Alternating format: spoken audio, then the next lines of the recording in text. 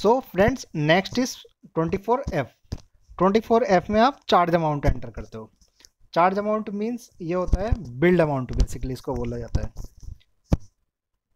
सो किस सर्विस के लिए आप कितना अमाउंट चार्ज कर रहे हो, that is known as the charge amount.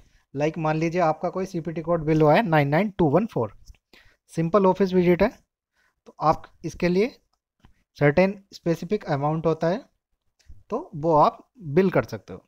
So friends basically यहाँ पर थोड़ा कन्फ्यूजन रहता है लोगों को कि बिल्ड अमाउंट क्या होता है, अलाउड अमाउंट क्या होता है, ये पेड अमाउंट क्या होता है। तो मैं आपको बता दूं, बिल्ड अमाउंट वो होता है जो कि हम इंश्योरेंस कंपनी को बिल करते हैं। मतलब डॉक्टर जितना चार्ज कर रहा है, आप मान लीजिए एक एक्सरे कराया $120 का, तो वो जो $120 बिल हो रहा है इंश्योरेंस कंपनी को, दैट इज बिल्ड अमाउंट। उसके बाद में सपोज कीजिए इंश्योरेंस कंपनी ने स्पेसिफाई कर दिया कि 120 में से हम केवल 80 ही अलाउ करेंगे, 80 से ज़्यादा अलाउड नहीं करेंगे, तो $80 हुआ, that is known as the allowed amount.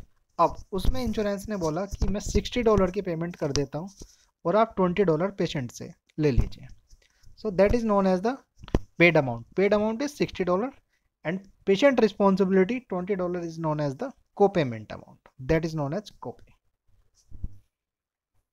Charges: enter the charge for specific service in dollar amount format if the item is a taxable medical supply, includes the applicable state and country sales tax. Now again I am adding the CMS 1500 form. So friends, ये CMS 1500 form बार बार इसलिए attach कर रहा हूँ, यहाँ पर आप देख सकते हैं कि किस बॉक्स पर क्या इंफॉर्मेशन हमें फिल करके भेजनी होती है, और ये इंटरव्यू में पूछा जाता है। So moving to next, thank you.